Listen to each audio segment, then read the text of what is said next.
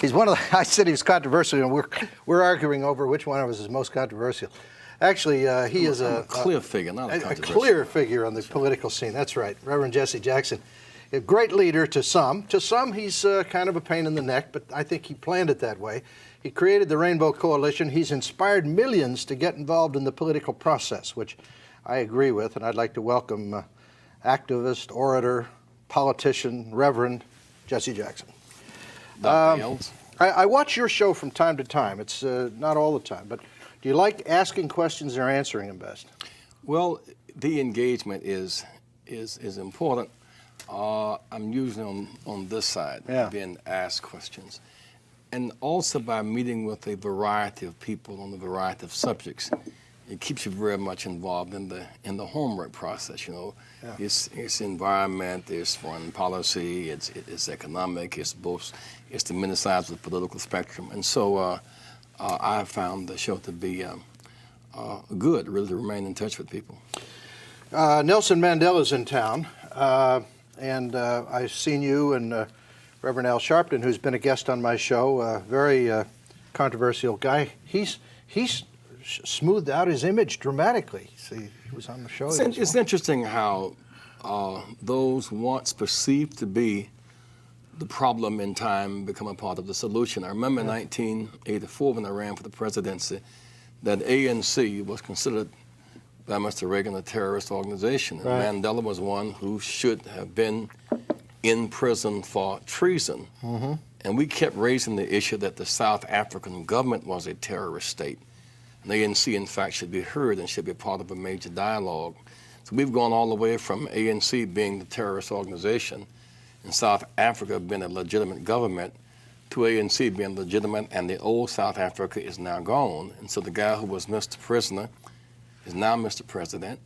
The guy who is the South African ambassador to Washington was Mr. Mandela's classmate, though they were on the black-white separate parts of the aisle. So we've seen a tremendous, miraculous revolution in our times, and the level of black-white social kinship and economic development in South Africa is one of the great modern miracles of our times. Why don't we see as much involvement when it's black-on-black crime in Africa? In South Africa, it was white on black, and it was, I think, somewhat easier because it was akin to the civil rights movement in America to focus people's attention on whites and blacks fighting. But there are areas of Africa where blacks are killing blacks, and there's a lot going on. Is there anything that you as a world leader or anybody else can do about that kind of situation? In the final analysis, people killing people, it has more to do with ethics and character than it does with ethnicity. That was the ANC and the Buthelezi forces fighting each other in South Africa. Most of the Buthelezi killings were not the killing of Afrikaners. It was killing of ANC members, and ANC members and the Buthelezi members. And so that matter has been addressed. And wherever it manifests itself, we are deeply involved in trying to stop the killing in Rwanda, for example, trying to end the manipulative forces that kept wars going in Mozambique and Angola, for example. I would hope that we would, as a nation, would see that the South African experiment is working, and we have every reason to celebrate the fact that we were a fact as a nation. Our economic divestment, the humane principles that we stand for at our best, the economic pressures, in fact, worked. And so now we can all celebrate Mr. Mandela's new status. America has a lot to do with his new status, but it was the protest movement by those you see now as controversial. It was those agitated forces that led the drive for this investment, that led the drive for enlightenment, even when network television did not want to cover the freedom movement in South Africa, and those who were insistent up on it now find themselves on a stage, and that should be a reason. I just found a lot of celebrities willing to jump aboard the South African one, but not other killing in other areas, like Rwanda, for instance. You don't see many. Well, that simply is not true. I think Rwanda came upon many Americans very suddenly because it was not very well covered. It was out of sight, out of mind. The role of the British and the French as factors in the Rwandan crisis It's not very well known by many American people. But it is today, and we've seen pictures of millions starving, bleeding, dying. And there's been substantial involvement by the Congressional Black Caucus, for example, and ultimately the U.S. government. There have been many forces because once it became fully explosive after the plane crash, where 2 leaders died or perished in that plane crash, I think there's not been any reticence or hesitation about trying to address the crisis. Many of us, for example, right now are deeply involved in trying to work on a plan to democratize Nigeria, because we believe that international law and self-determination and human rights and economic justice, these basic rules ought to apply to nations across the world. What does economic justice mean? Does that mean distribution of the wealth in a way that, I mean, some people hear that word economic justice and it means socialism. It means let's take from the rich and give to the poor. No, it should means that the owners should get profit, the workers should get wages, but they should be fair wages in proportion to their work. They should work on the humane conditions. And those who are consumers today and workers, they ought to have the option to become a part of ownership. I mean, that's economic justice. If you are denied access to ever being a producer or an owner because capital is redlined by mortgage companies, or redlined by banks, or redlined by insurance companies, or you're locked out because of your race or your sex, that's economic injustice and economic exploitation. Do you believe in economic quotas? Well, I believe that we should have the quota of zero ended. And for so many years, the quota zero was the law.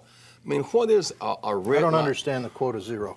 Well, if you can't borrow money from the bank or the mortgage company or the insurance company, the quota is zero. So you have nothing. But so we had to have, now those were negative laws. I mean, laws. So we had to fight to get affirmative action. But if 20% of African Americans live in an area, should a company be forced to hire 20% African Americans? Well, it need not be forced to do it, but there ought to be some reasonable relationship between population and participation. Because to not do that is to assume that one group knows and should have everything, another group should have nothing. Now, do you believe the same for Orientals, whatever there is, or whatever American Indians? Whether they're Asians or Native Americans or African Americans or Hispanics or women, we should all share in America's glory, its burdens, and its responsibilities. And we know, as a matter of law, historically, that people have been locked out based upon race or sex. And those were negative laws. And by and large, they left quotas of zero. Zero was the only number. Should they be hired if they're qualified or not? Well, people should be hired only if they're qualified. But we know that people are qualifiable. Therefore, if they're put in the pool and trained, they come out as engineers, they come out as pilots and bankers, as other people do. We would not want a pilot to get in the cockpit not qualified to fly a plane. On the other hand, we would not like one to be denied access to aeronautical training so as to be in the pool from which to be chosen. Mm-hmm. That's a fair question. 50% of Los Angeles is apparently non-Caucasian. Should 50% of the jobs in Los Angeles be non-Caucasian? Well, I mean, at least 50% of the opportunities.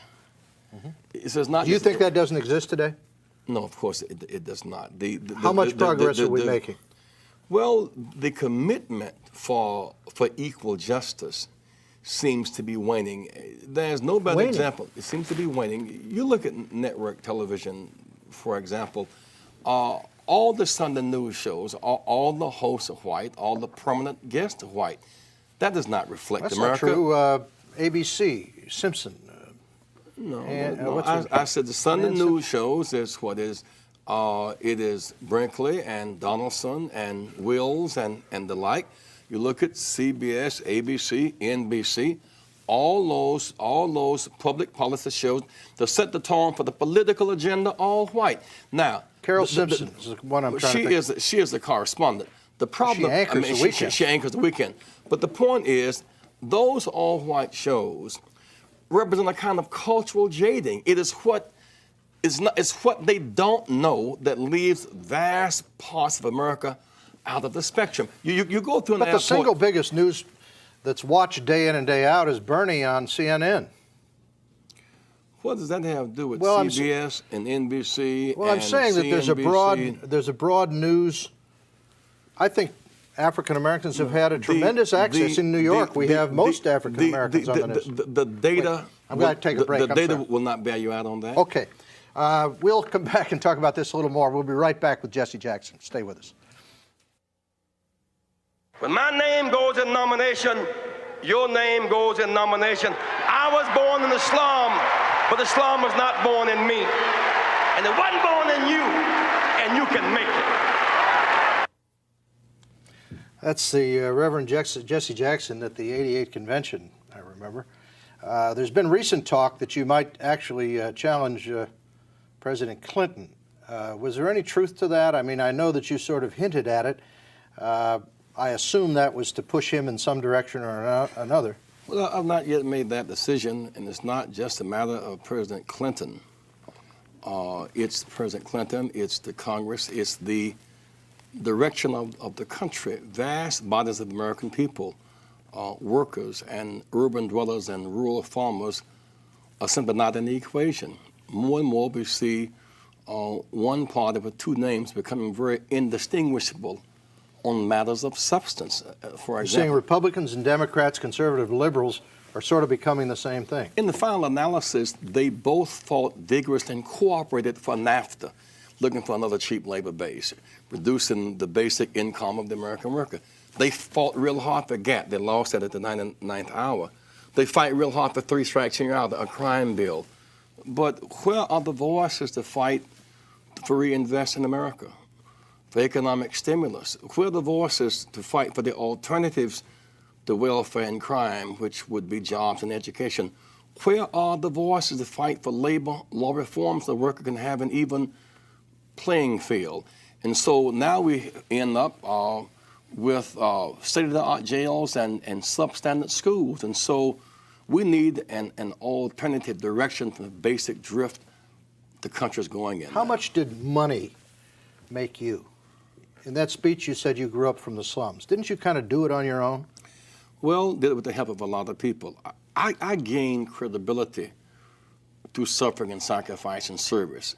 I was born under those very tough conditions, but my reputation came through civil rights demonstrations and going to jail, living on the edge in rather high-risk ventures to change America.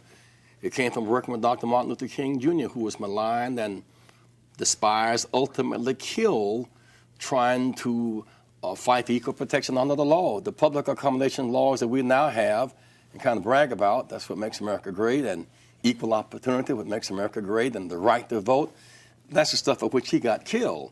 Well, I'm a part of that struggle, a part of those suffering servants, and so based upon many years of service to a broad base of people, when I did run. But the government never gave you money to make it.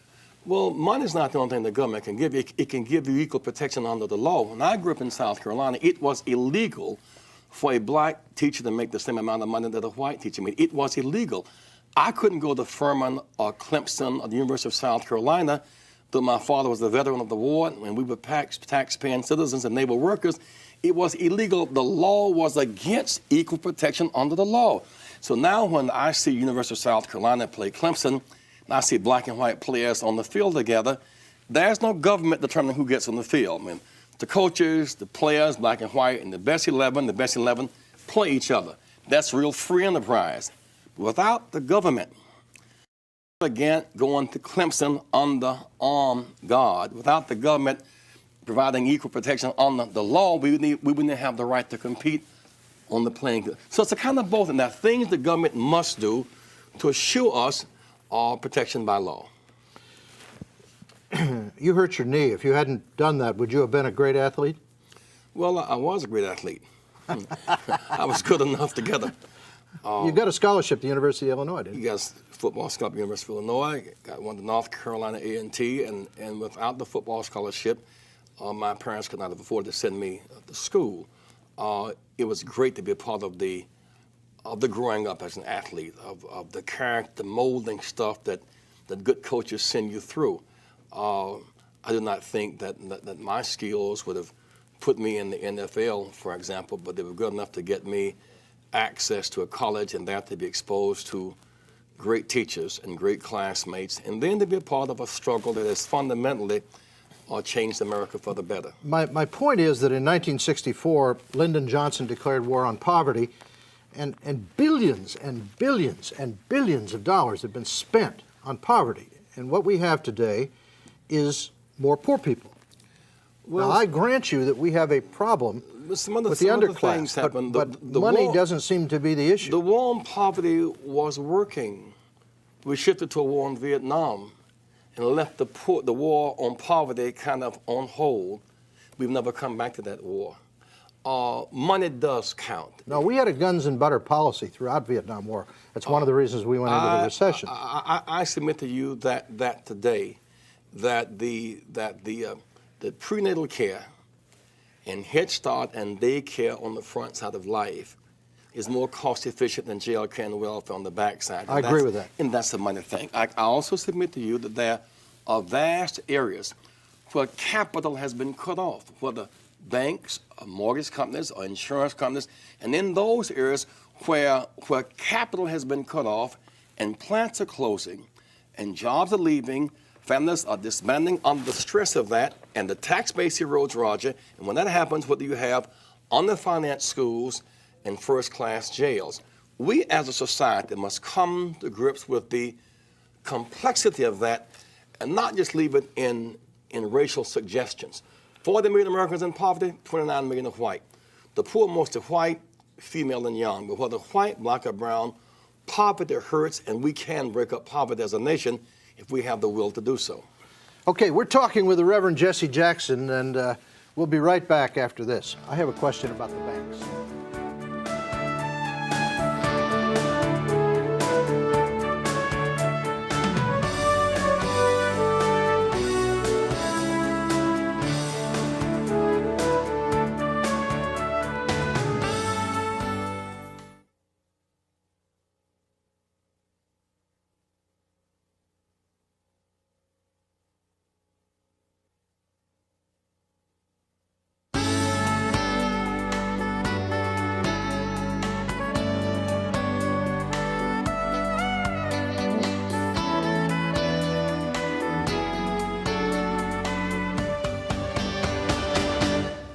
I don't care if you do that to Jesse Jackson, but if you come up with any pictures of me from 1972, you're fired in the control room. I tell you that. Actually, you wouldn't recognize me because I was a little thinner in those days. And that's when you had long hair. I had long hair in those days, so you'd never recognize me. And a beard.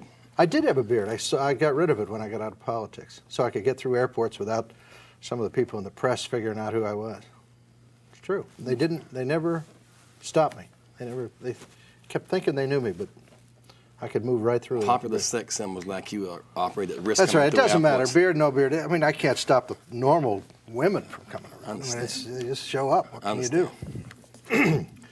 Another thing you're doing here, Reverend Jackson, in New York is you were doing something about. We've had a lot of bad cops caught in New York recently.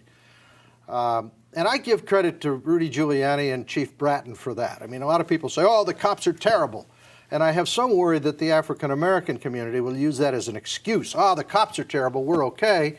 And there's been a war between the Giuliani administration and the... First of all, the investigations to expose the cops in Precinct 30. Now 30 cops of 120 are under indictment and the numbers are rising.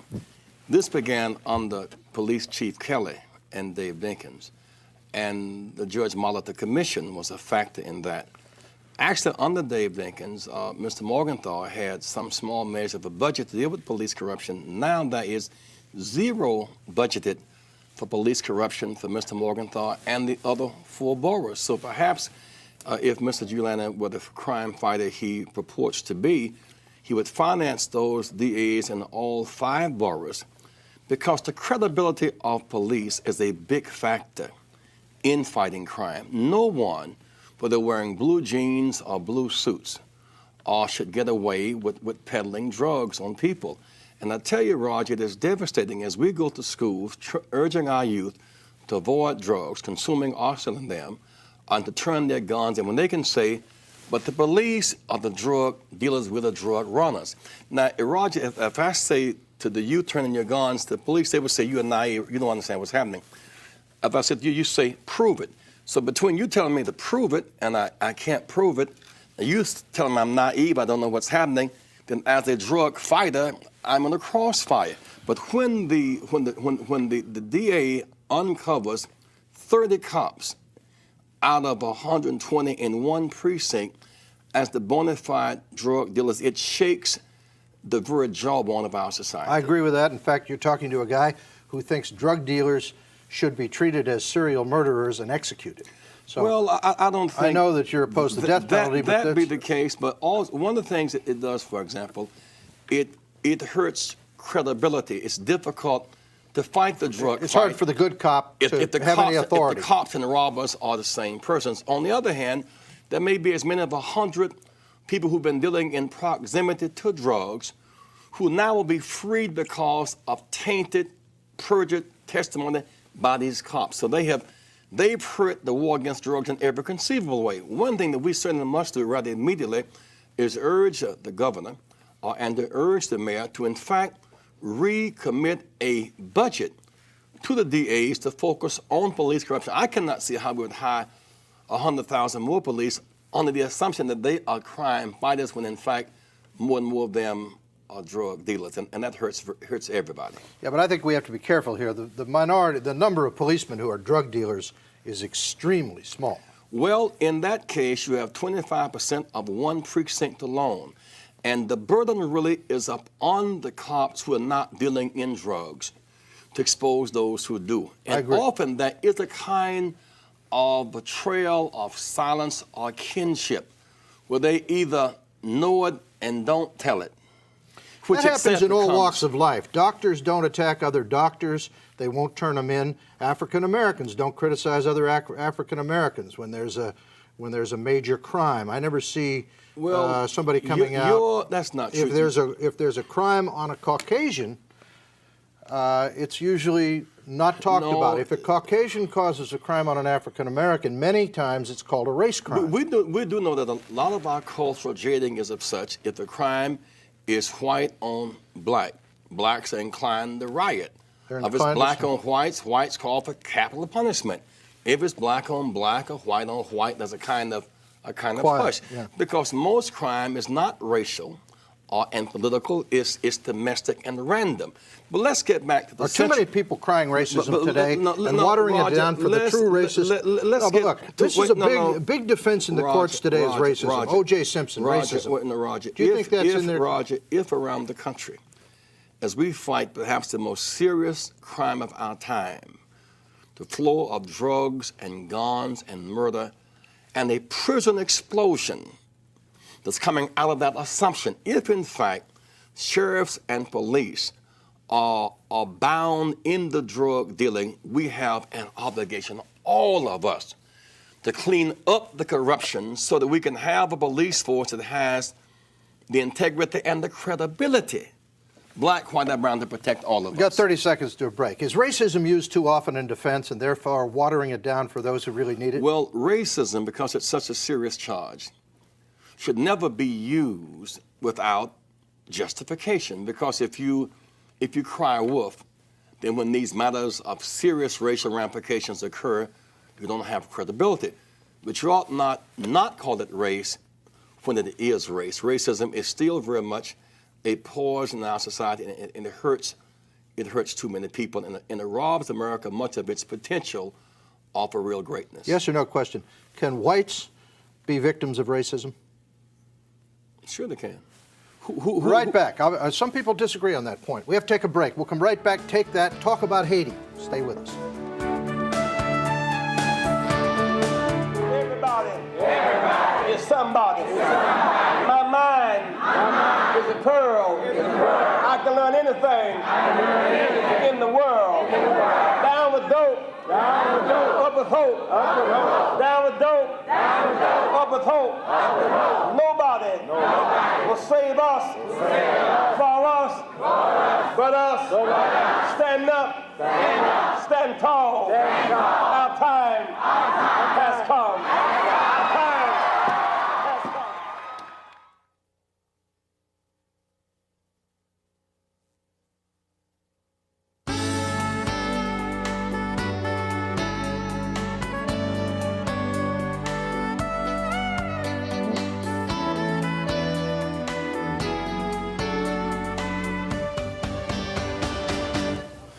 Sitting here with Jesse Jackson, he looked over there and said, "Look at my baby. She's in college now, the little one." Roger, on your last question, anybody can be a victim of racism, sexism, religious bigotry, classism, and fascism. And all those forms of bigotry are morally wrong and painful and hurt. We all have an obligation to rid ourselves of them, because I could never be who I could be until you are who you could be. And if I allow religion or race or class to stand between either of us, neither of us can grow. So in the ultimate, in the 99th inning, racism is irrational and unproductive. Do you think blacks, in general, have forgiven whites in this country for what they did to them?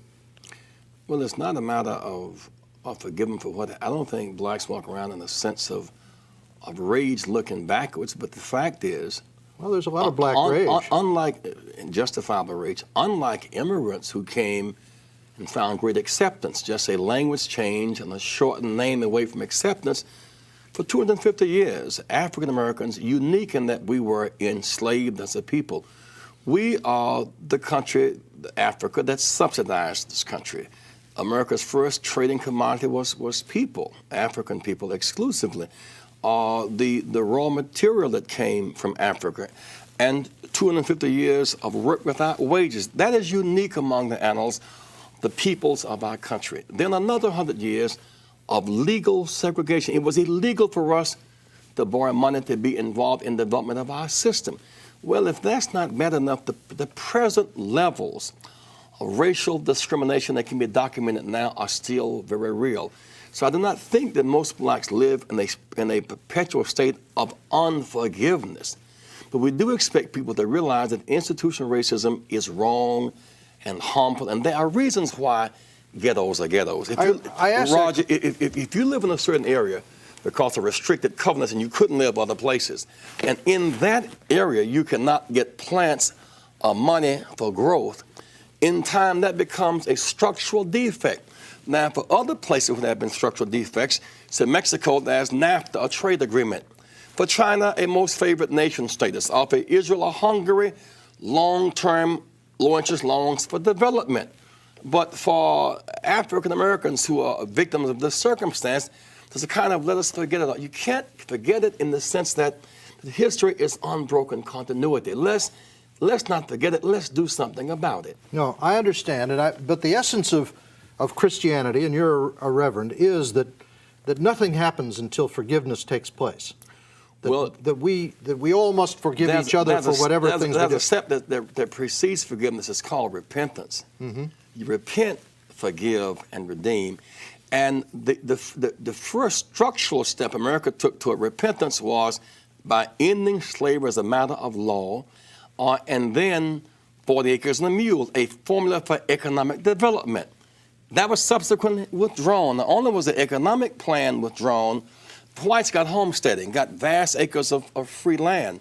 Not only was the economic development plan withdrawn, but then that was the Plessy versus Ferguson case where we in effect set back into that arrangement for another 80 years. And so I think repentance in the form of some expression of reparations, repentance and forgiveness and redemption and growth is certainly in order.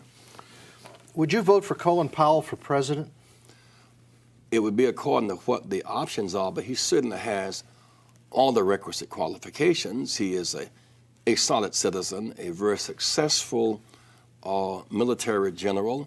I do not know of his interest in stepping out of the military realm, because certainly there are different standards by which you are judged in the domestic fights. I mean, the military is kind of like over here. The press looks at the military leadership with a set of eyes different than civilian eyes. Over here, you got to fight for racial justice. You got to fight for gender equality. You have to fight for laws to change things. You got to fight for controversial economic propositions. It would be a different transition, but if Eisenhower could make it, certainly Colin Powell is eminently qualified to make the transition. Would you support him and be able to support him if he ran as a Republican? It's according to what the alternatives were and what his platform would be. He certainly has the requisite qualifications to be a president.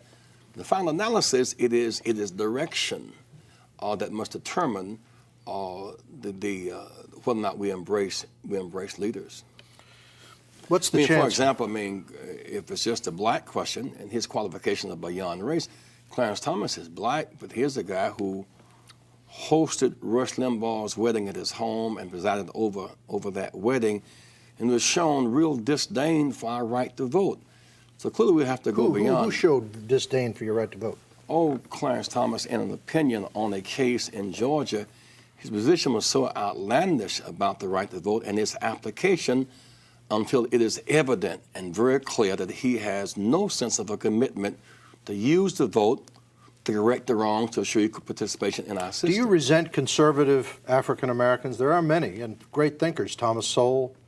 Well, I do not. As a matter of fact, conservative on what and liberal on what.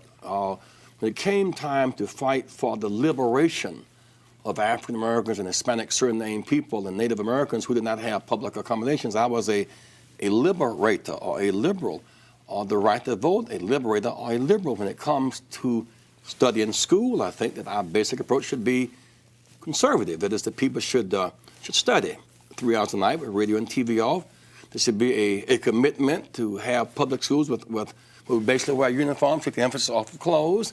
I think parents should take their child to school, meet their child's teacher, exchange home numbers, turn off the TV 3 hours a night, pick up their child's report card. And so Moses was a liberator in Egypt, but an ethical conservative in Canaan. Okay. We didn't get to Haiti this segment, but I promise you I will right after these messages. Stay with us. March on from the House to the State House to the courthouse to the White House. We will march on, dream on, march on, dream on. Our time.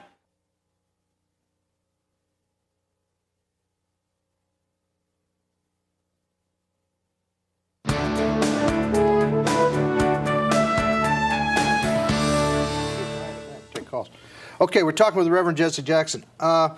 Haiti, we got a bunch of guys down there in danger, and you know, I look at the news and I can't tell who's shooting who, and I'm afraid some of our guys are going to get hit pretty soon. Was it really necessary for us to go in there?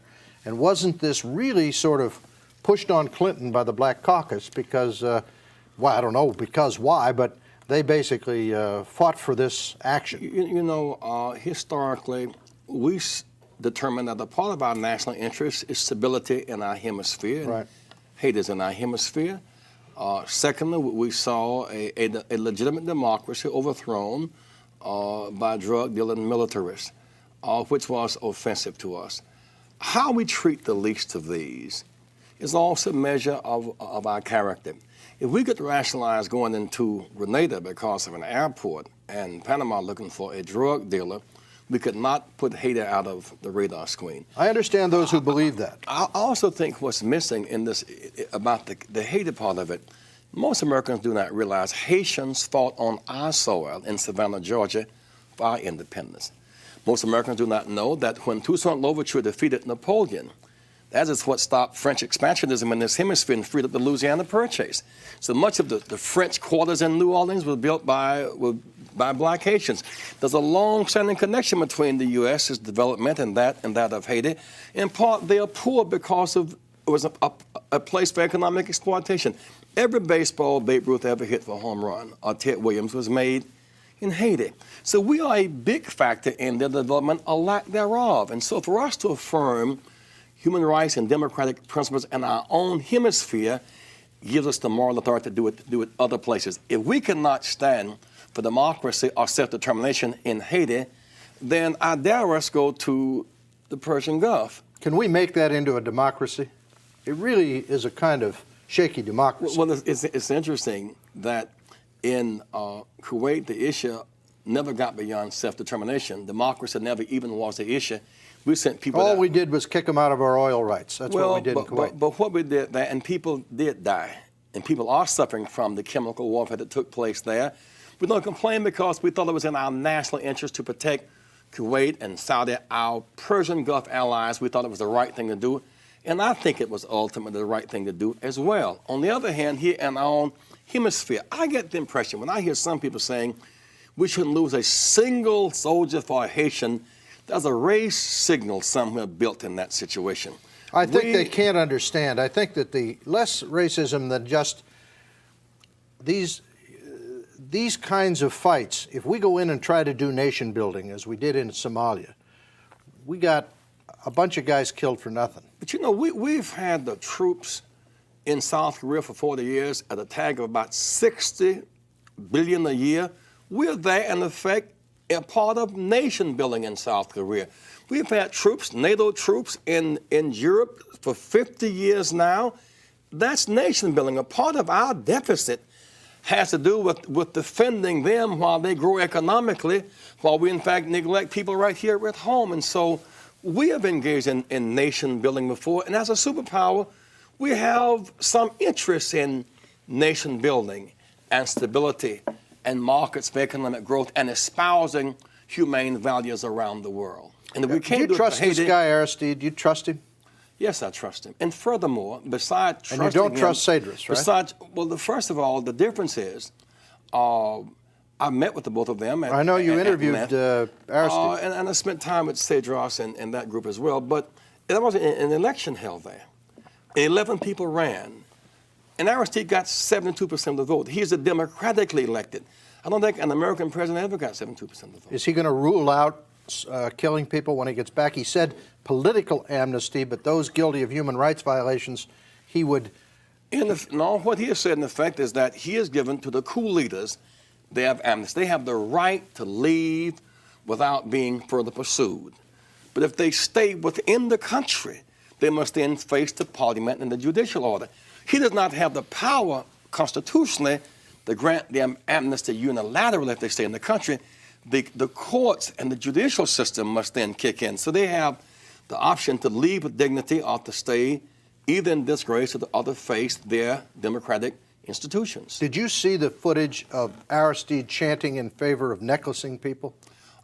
That's always been some subject of debate. But I submit to you, his appeal now for calm and for forgiveness and reconciliation is the right tone for him to set. We will stand to gain from stability in this hemisphere and from human rights and democracy growing in Haiti. What emotions are going on in you these days? You've had a career. You could retire tomorrow probably if you wanted to. You could become president of a college. You could teach. You could write a book. You could do a lot of things, make lecture fees. You can do... I know your fight for social justice will go on, and I do believe that that's been at the core of what's driven you for years. How have you changed over these years? How do you feel better about what's happening in America? Well, the fight for social justice is my life. The struggle, as Mandela would say, is my life. So if there was fairness in America, you'd be out of work. It's my ministry. Well, the struggle for fairness in America, the struggle for peace in the world, and to measure character by how we treat the least of these. That was the standard that Jesus set, that we measure character. How do we treat the coal miner in West Virginia?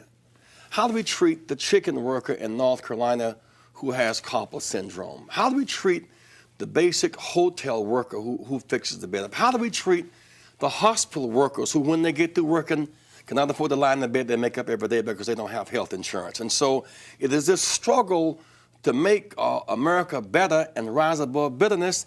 In some senses, my ministry, it is my life, and I find it extremely gratifying. How can you achieve all that for everybody without creating a society that is totally dependent on the federal government and a bunch of lazy people trying to get in the trough who, in other words... It's interesting how you use the word lazy. The poor people... No, I'm not talking about poor. I think the working class poor are the ones who are hurt most in this country. My dad was a factory and a foreman. I dug ditches for a living. I understand those folks. I'm not talking about people who work. But if I knew the government from the time I was born was going to take care of me, just be there to solve anything for me, I don't think I would have amounted to anything. But you know, America is some combination of government and private enterprise. For example, as a white person, you've never known a day when the government did not protect all of your rights. You've never had to march for public accommodations. You've never had to fight for the right to vote. You've never had to fight for open housing. You've never had to fight to go to the school of your choice. And so your lot is a bit different in that sense.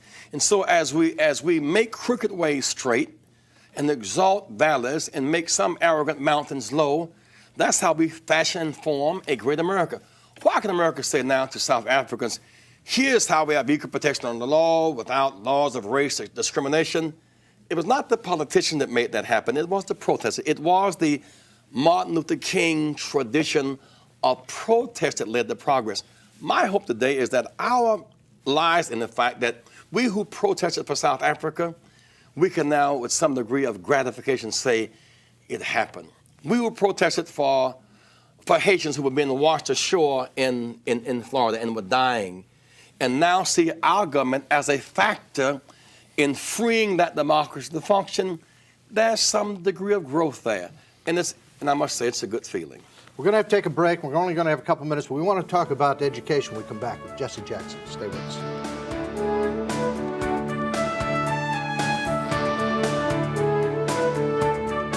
Start here saying the Democrats are in big trouble in the election coming up. Why is that? I think many of them are running away from their base and becoming indistinguishable from Republicans, and so people choosing between the known, which they feel is not working, and the unknown, and maybe going toward the unknown. For example, Democrats ran on a platform of economic stimulation and reinvestment. Instead, they're running on deficit reduction and austerity. That's not what stirred the masses. They ran on labor law reform, evening the playing field for the American worker, and they're kind of running away from that. They got strong support from urban America. It was this commitment to an economic investment plan, community development banks. There just ain't no there. Even this whole lot about 3 strikes and you're out.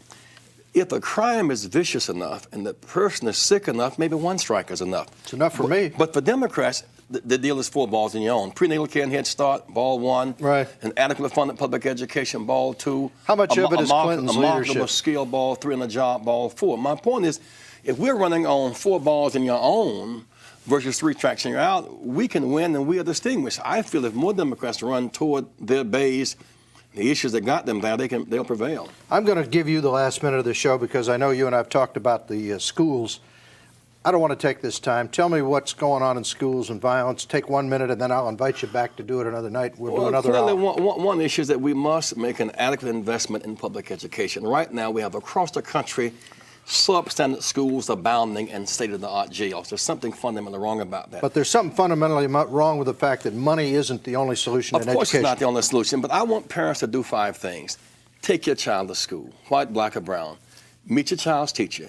Exchange home numbers. Turn off the TV 3 hours a night and pick up the report card every 9 weeks. That parent-teacher joint venture is a big deal. On the other hand, we're trying to get ministers and judges to meet so that those youth who can be spared of jails because of crime that can be handled through nurturing and mentoring, that also can be a factor in our recommitment to build family. Not only to have family values, but to put value on the family. Okay, my guest tonight has been the Reverend Jesse Jackson. Reverend Jackson, come back and do it again with me. We'll do it some night live and just take some phone calls, okay? You are fast becoming a new Democrat. No, this man, listen, if he ran as a Republican, I told him he'd have a shot. Okay, we'll see you again tomorrow night.